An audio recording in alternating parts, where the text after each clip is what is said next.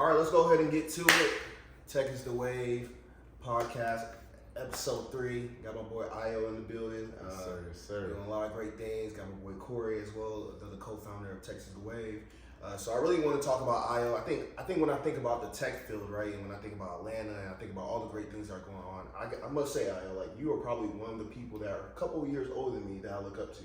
Appreciate that. On some real stuff right there. I mean, when I think about people in the tech field who's doing great stuff, I mean, you're a senior PM at one of the biggest tech firms in the world. A college professor, a founder, co-founder, and I just really want to dive into all the stuff that you're doing. You're doing a lot of great stuff in the community, great stuff in the tech ecosystem and environment. But what really made you get into tech? What really set it off for you? For you, like, you know what, I want to do tech. Yeah, no, well, one, thanks for having me. I appreciate y'all. I mean, for me, it was, I always tell a story. It was my parents, right? Like me being Nigerian. Yeah. My parents, in high school, I was always a taller kid. I always liked to play basketball during my summers, and my parents was like, look, no more of that basketball camp. You about to get a trade. And that was the trade that got me. About maybe 14, 15 years old, they just sent me to my uncle's IT maintenance shop and got me into tech. So from there, it was just like, okay, like this is the path that's set. Yeah. Started building the passion for it, and that's why I had the path I had now. Yeah, for sure. And I see that you do a little bit of what we're doing, what we're trying to do here at Texas the Wave. We do a lot of community outreach, a lot of different educational stuff. And, you're the co-founder of TextGiving. Mm-hmm. So I really want to understand what made you create TextGiving. I know I was fortunate enough to go to Ghana with you to give out 12 laptops to the local library there. And I was really fortunate enough with you to see your different summits and world tour and TextGiving. So I really want to dive into that experience of what made you dive into really creating TextGiving. Yeah, no, I mean, TextGiving really just stemmed from that experience I had in high school, right?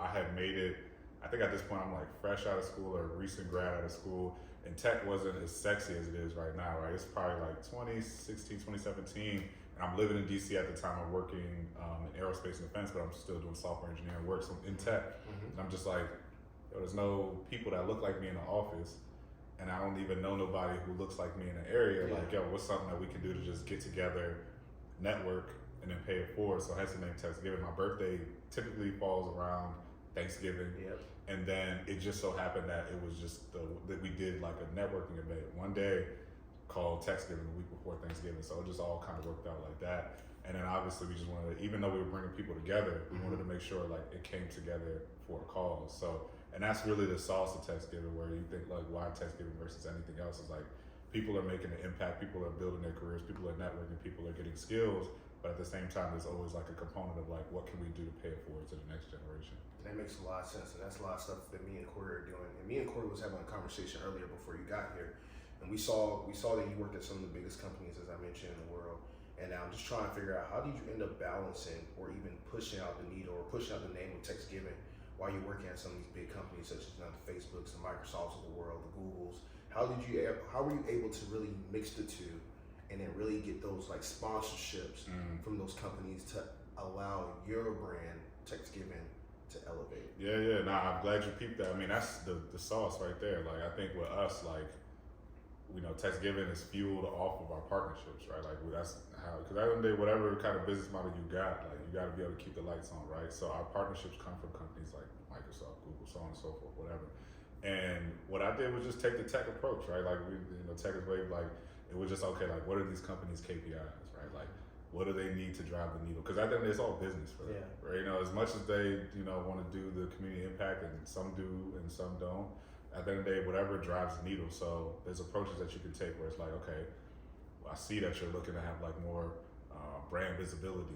Okay, like, all right, bet we're going to curate an event that's going to give you brand visibility, but you got to sponsor it. You know what I'm saying? Or it's like, I see that you're trying to recruit. Like, well, I got like a talent pool of over 10,000 people in our community that you can pull from that are like top tier talent. Like, you don't even got to like go seek it. Like, you just tap in with us. So just figuring out like what the companies want. Every company wants something different, whatever their KPI, whether it's to make more sales, to make more hires, so on and so forth. And then I just reverse engineered it, and it's always just a way like, okay, we can plug in here, we can plug in there, And it changes company to company because the market changes too. For sure. Yeah, that's very smart that you did that. With you working at Facebook, Microsoft, Google, Those are some, very huge accomplishments. So, salute to you for that. What would you say for people out there trying to, get their foot into the door at those companies? First things I would say is just network. Like that can take you so much further than than trying to just go the typical application route. Like go out to actual events and meet these people at these companies, because I think that's how they're gonna remember you and be like, let me put through a referral. Like I think at Facebook, and this was years ago, and don't get me the line on the stats, but all I know is that the percentage is so much higher for you actually landing a role at that company with the referral than you just doing a cold apply. Right. So definitely networking, getting out there, meeting these people at these different events and so on and so forth. I know everybody was kind of like into that virtual mode from 2020 to 2021, 22-ish, but getting out there and getting that FaceTime with people, that's how you build relationships.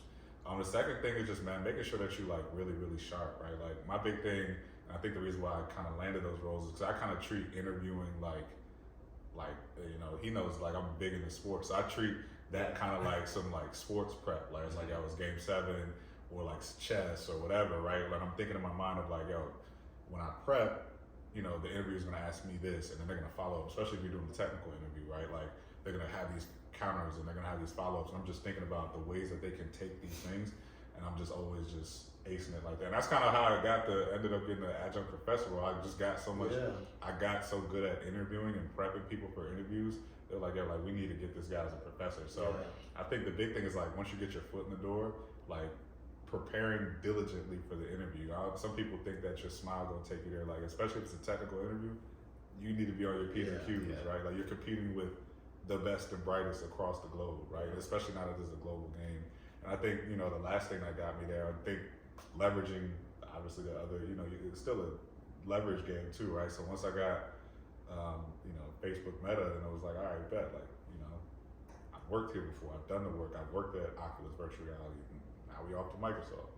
All right, well, I did, Azure, and I did so on and so forth. Like, all right, bet, now we're on to Google, you know what I'm saying? So it's like, you start to build that momentum and have that leverage when you get those things in your resume, and then, after a while, it starts going from you reaching out to them, they start reaching out to you. Right. The game Always gotta be does one change. step ahead. Yeah. The game does change. People do eventually start reaching out to you on your LinkedIn, and I think you both, first of all, I want to give a salute all to Corey. Corey is actually doing some great work in the community. Okay. He actually became an adjunct professor not too long ago at Kennesaw State University. It is, right? So salute to Corey, and I think that's the great thing I like about us, all the founders, including Nick, Corey, and myself. We are all educators in some type of capacity, and I say this to all my homeboys.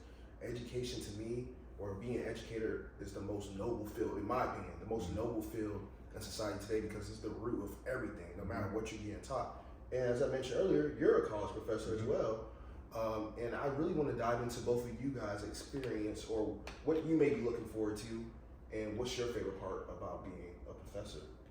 So for me, like my professor experience, I went to Temple University, and I actually got my first professor gig at the University of Washington because of like all the interview prep I was in. People started hearing like, I could really help people get interviews, and then people were landing jobs at these big tech companies.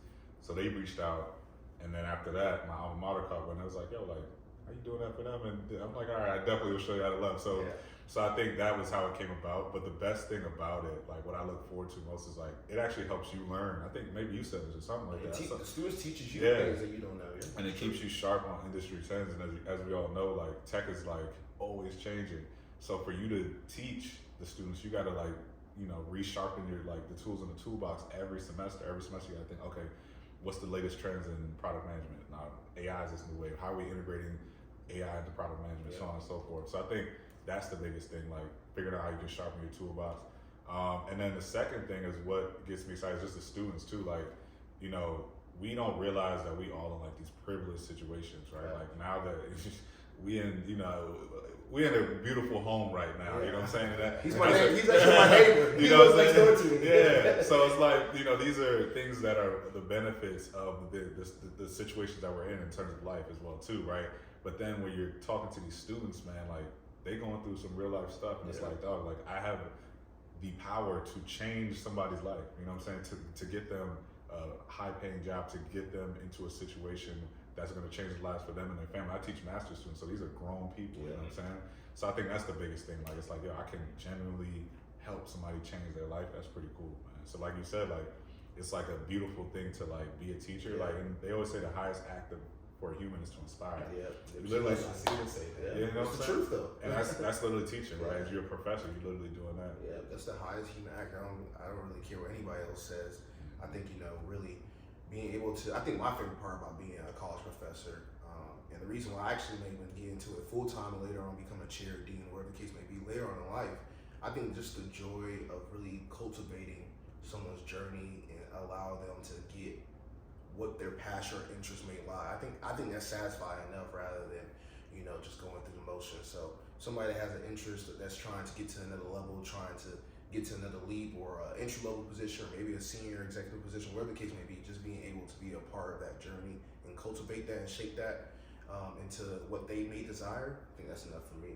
But Corey, what do you look forward to being a college professor now that you're about to start this semester? Man, so the reason why I wanted to be a professor is because I've always had a passion for teaching people and giving back. And I feel like that's honestly my purpose. I really love technology. I've been into it since I was a kid.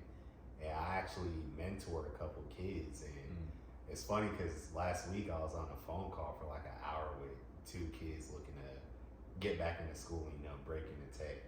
And I was working while talking to them, but I was just putting them up on game on like what type of things they need to do to get into cloud computing. And they told me that hour conversation was more impactful than what they learned in college. And just that alone, it made me feel inspired to really make a difference in people's lives. Yeah. And that's part of the reason why I do it. Yeah, that's what it's all about. Yeah, and I think those were great, ways to start the podcast. But I really want to dive into like really the weed of this podcast of why I have Ayo here. Ayo, I mentioned that he does a lot of different things, but one of the main focus, and I had the privilege of going to Nigeria with him, Lagos, Nigeria. I had the privilege of going to Ghana and seeing some of the stuff that he has really going on there in Africa. So I guess Ayo, at this point, I want to ask you, how can someone invest in Africa? Like, where are you doing in Africa? I think you told me a couple of months ago or last year about this driving app that you have in Ghana and stuff in nature. Can you talk about some of the investments, some of the infrastructures that we have going on in Nigeria, and some of the opportunities around just investing in Nigeria, regardless if it's just investment or tech? Yeah, I mean, in general, like there's too many opportunities. But if you're not investing in Africa right now, man, I think you're missing out on an opportunity, right? Like there's so much growth, like high growth potential in Africa. As we know, like the stats show that, the highest growing continent or is a country, but is Nigeria right now, one of the fastest growing countries as well too, right? So I think when you think about just the actual people that are going to be on there, and now the innovation's starting to catch up as well too, and the infrastructure's starting to catch up a little bit as well too. We still got ways to go, but traffic's definitely a big issue. Yeah, for sure. But like it's starting to catch up. So I think you mentioned the transportation app that I'm investing in as well too. That's Shafo. So shout out to Kwesi, the CEO of Shafo as well too. And it's really just focused on for everybody who travels back, like how can we mobilize, right? There's always traffic, and traveling and transportation on the continent is much different than being in the States, right? Yeah. Like we just get our cars and move. So I think being invested in something like that is super impactful for me, because that was a problem that I've dealt with as well too, right? Like in terms of travel and transportation. How can everybody invest? There's an app out there called Daba, D-A-B-A, and it's literally the Robin Hood for Africa, where people who are not on the continent or even on the continent can actually invest into African startups as well too. So high growth startups where you're getting in at the ground floor and you can see that money grow, right? Look at the Flutter Waves, look at the Andellas, look at the Paystacks, all these companies that are coming out of Africa. It's only going to continue to grow. So yeah, for sure. And you're also the co-founder of Tech Africa, Tech Connects in Africa. Can you talk a little bit about that? Maybe the world tour, the different stops that you have going on in December.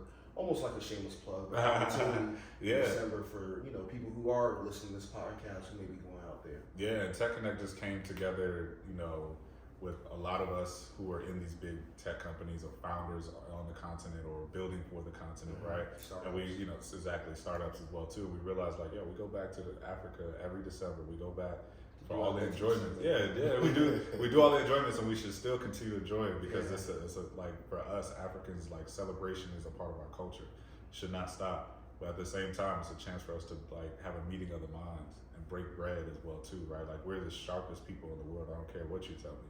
So this is that chance where it's like, I can connect with somebody from UK who's Ghanaian, right? Yeah. Or I can connect with somebody from Nairobi. I can connect with somebody from South Africa, so on and so forth. So with that being said, it's really a meeting of the minds. And this year is focused on AI, right? Like how can we leverage AI to really uplift the continent or even upskill ourselves in our careers as well too, right? So if you're a founder, if you're a tech aspirant, or if you're in tech as well too, like Tech Connect Africa, and you plan on coming back to West Africa or Africa in general this December, stop by one of Tech Connect Africa, right? Joburg, December 7th, Nairobi, December 14th, Yeah. Lagos, December 22nd, and Accra's the last stop, December 27th. Okay. Cool. That's like the world tour. That is, there you go. Cool. Is there any like initiative that you think TechSgiving is getting a part of, or course. are you still planning that out? Is there any way that our people or followers can actually help? Yeah, so last year you were there. Shout out to Discover Giddy. Shout out to the Nurses on the Move. We did an outreach session with Libraries Without Walls, right, which was a great initiative where local students can come together and get actual tangible assets, whether that be coloring books, Yeah. what is it, regular books as well too, anything. We actually donated some laptops in partnership with Microsoft as well there too, right? So that's something that we're fleshing out. It'll be in December. It'll definitely be back in Ghana as well this year too. So if you're planning to go to Ghana this year and you want to have some impact, right? I think that's always important. We all talked about it. We all talk about the impact, right? And it's fun to party. We still gonna party, but let's Yeah. make sure we pay it forward as well too. So Sure. if you want to tap in, TechSgiving on all socials. You can find out more. For sure. Yeah, I really love to see the Libraries with Walls, just seeing the kids smile and using the technology, reading books. It really, made me feel good inside to see that we could have that type of impact. And our motto at Tech is a Wave is helping bridge the technology gap. And that's one of the ways that you can do it. So whatever we can do to keep pushing that agenda forward, putting money behind it, partnerships, whatever we can do, we're here to support all the way. That's what it's about. Yeah. Even just amplifying, if you can't make it, all right, bet, amplify it. Or if you can't make it, all right, connections as well too. That's what it's all about. Like you don't have to actually, or if you have the funds to donate to, laptops for students, that's great. If you don't, just amplify the work as well too, because then that work can get shown to somebody else who has the funds to donate as well too. Facts. And I think the last question that I have for me, Elisa, what's one advice that you could give someone that who may be from Africa or not from Africa, who's interested in trying to really put either the money or the thoughts or the idea to Africa? What are some recommendations or advice that you could give them to navigate that in a place where it's like, yeah, it sounds like a good idea. Yeah, we see all the research saying that Africa's good to invest in. Yeah, I see all my homies that are African, or maybe my cousins that are African that are going down there having a good time. But what's something that you could really throw out there? It's like, this is probably step one of the process. Do your research. Look into industries that you see are high growth, right? Like Africa has like a fintech, obviously. Fintech is huge. Right, so exactly. So research like the high growth industries. Look into leverage your strengths. And I tell people that for anything as well too. Like when you invest in something, you probably want to invest in something that you have a little know-how about, right? Whether you're a user or you build it for your day-to-day, right? So for example, if you're in transportation industry, you should probably look into what the transportation industry looks like in Africa as well too. So I would say leverage your strengths as well too. What are some other things that you can do? Like I said, the platform Daba is also informational, right? Like you don't need to go on there and just start spending money and shelling out cash. It's actually informational on these companies that you can invest in as well too. And the last thing I know is like not a easy step one, but go back. Fill the place. Yeah, like you gotta what I'm saying? Like I don't want to just look at something through my phone and just be like, all right, like me, I'm very hands-on, right? Like I need to see what's going on. I need to meet the people. I need to, I need to feel it. Like, you know what I'm saying? So I think at the same time, go back, see what's going on out there. You can look into the scene. Scope the scene, right? Like Ghana, they're selling land for people are going out there and buying land right now. So when you think about investing on the continent, even just buying land right now is just super valuable as well too. So. Yeah, I'm not gonna lie, man. I went in Ghana, man. That place is actually real smooth. Oh yeah. We in Nigeria, we It's a little hustle and bustle. Yeah. Ghana's a little bit more, Ghana's real smooth. Ghana's slept on. I see why. What's called Chance the Rapper and Meek Mill, all them out there. Yeah, I see why they be out there, bro. It's a smooth place. It's probably a good place to invest in and buy a house. That's what people are doing right now. Yeah, bro. So I believe it. I gotta tap in. I've never been to Africa before. Oh man, December. That's the perfect time, right? It's probably the best time. Yes, and if you're gonna go, book them tickets now. This is probably the best time. Yeah. September, Labor Day-ish. Right now, Yeah. it's the best time to book those flights because it's just once it gets to like late October, early November, it's gonna be. Like, what's the average price? If you're trying to get a nonstop from Delta, what would that be? At least 300. Yeah, at least I'm 3 being days. nice. Yeah, it's probably 3,000. Yeah. I've been seeing 2,800 going there. going there. And round back. trip, yeah. Okay. Yeah, so 2,800, 3,300. That's if you probably buy 2 day. Yeah. And don't quote me on that But because it might even be higher. Hey, y'all got family y'all stay with out there? Y'all be like that at Airbnb? So I have family out there, but now I just like being in a hotel as well Okay. too. So yeah. I used to like the first couple of years when I went. I used to be at a hotel, but I stayed with my auntie now, Lagos, because those hotels add up. But it was really nice. The Sheraton, the 4 Points. Yeah. Which hotel you be staying at? Lagos Continental. Oh yeah, that one's really nice too. Yeah. Yeah, but it just really depends. But I usually just be with family now. That makes sense. Yeah, I mean that's a part of the experience too, like hanging with the family and stuff. Yeah. But yeah, man. I mean, yeah. I think this December is gonna be a journey. Looking forward to one of those tours. I'm gonna catch one of those conferences. For sure. Not sure if you got anything else, Corey. So you did speak about AI in Africa, and I was wondering, what are some things that you're thinking about, or how you could leverage AI in Africa? I mean, just in general, right? Language, right? Like I know some people, We talked about that the last Yeah. podcast, like translation. translation, bro. Like Africa has thousands of languages on the continent, right? And so, like when you think about a Google Translate, which is been heavily AI focused, can't even translate, some of the bigger languages like Igbo or Yoruba as well too, right? So that's one big thing right there. I think customer service, so things that you need for emergencies as well too, like the emergency response rates in Africa is nothing that you see that of on the States or maybe in the UK, right? Like obviously crazy things are happening everywhere.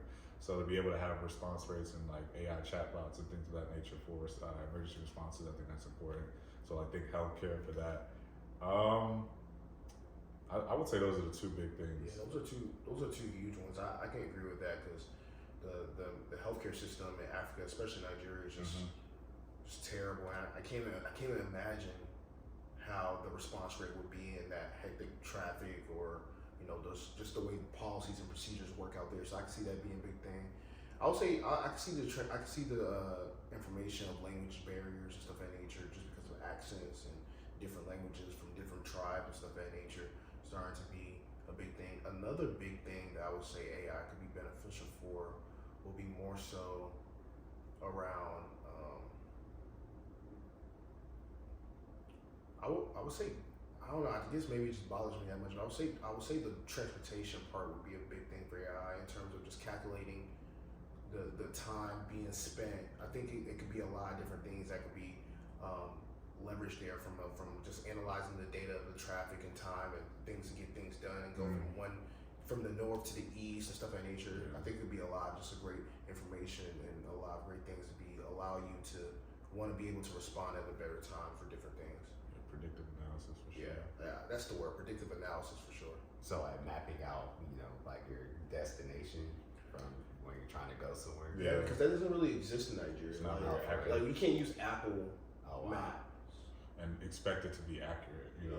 it's especially with if Yeah. you're in Lagos in the traffic, it's like, it might be this, but you might want to throw in some buffer time. Yeah, it's like that in Jamaica too, because my family's from Kingston, Jamaica. Okay. So when you go out there and you try to use Apple Maps, like It you doesn't might as work, well not right? even try. Yeah. I would appreciate AI will let me know, instead of taking this road, because this road's worse in worse condition, you should probably take that road. But we don't have anything like that. It's trial and error. If it's not this road, then we make a U-turn and wasted all that time to go back the other way. So then you That's screwed. crazy. You just wasted all that time. Yeah. Wow. So Yeah, we man. find out technology goes. I would like for AI to predict some of that, or at least have a little bit more knowledge about what's up ahead when you're going somewhere. Yeah, that makes sense. You also mentioned the app Dava. It's like equivalent to Robinhood, Yeah, the yeah. investment app. For people that want to download Dava, like is that in the app store? It should be in the app store as well too. If not, DABA and just I want to say Dava.com, but don't quote me. But it should be in the app store. Was released if not last year, 2 years ago as well too. Yeah, it should be. You should be able to get it, man. Shout out to Boom, who's actually based out here in Atlanta as well too. One of the founders who built that as well. Yeah, I know you said the founder for the driving app, right? What's the name of it? Quasi, Shafo. Shafo. What's the advantages? Because I think you were telling me. Because I actually, when you were telling me to me, what's the advantage of that app compared to like an Uber? So personal driver, right? You know, Okay. West Africa, like our culture, we have, people who personally are waiting on you. Yeah, that that's what safety my auntie- factor. Yeah. The safety factor as well too, like the static pricing. Those are kind of the benefits of it as well too, especially if you're traveling with a group, which many of us do. Yeah. Like it's so hard to coordinate. Oh, we gotta go this person. We gotta pick that person up. Like just having that streamlined transportation where this person is waiting on you It's everywhere very you go. important. Yeah. Especially West Africa, party after party, right? We Yeah. bouncing from spot to spot. Yeah. That safety factor, that's knowing that person's waiting It's for very you. important Yeah. because people probably like, well, I can just get on Uber, but it's not that simple, especially in Nigeria. Because I know when I go to my auntie's house, and I'm with my auntie, she has a personal driver. Poor guy, I make him take me all the way to the club. I get to the club maybe around like 2, and he's going to sleep there in that club right in the front until like 7, 8 a.m. So you just sitting there. I get back in the car and we drive all the way back to my auntie's spot. And go to sleep. But that's important though. People will be like, why are you making him do that? You can just get an Uber back and forth. Nah, it's too risky. 1, 2, it's not reliable. So it's just like that's the best option. So poor him, but I'll be back in Dutch December. Exactly, man. Do it the Shafo way this time, man. Yeah, on the Shafo, have a reliable driver waiting for you right there, man. But that's the way to do it though, man. Like you gotta have somebody waiting. I think Jamaica might be like that as well too, for sure. I only use people that are like referrals. Exactly, So right, They right. don't have Uber. Yeah. Yeah. Yeah, man. That's crazy. I didn't know you didn't have Uber. Nah, Oh, it's wow. too dangerous. I mean, it's like the same. Yeah, Sheesh. it is dangerous. I went to Kingston before. I ain't been to Kingston. I've been to Montego. Montego Bay. Yeah. What's the Ocho Rios? I know that's the Ocho. like real touristy one. Yeah. I know you're gonna clown me for that, but I've been there. I like it. I like Ochi. Yeah. I'm thinking about getting like a vacation home out there. It's nice, man. I remember I don't know what airport is it. Maybe you fly into Montego Bay and you have to drive to Ocho Rios. Man.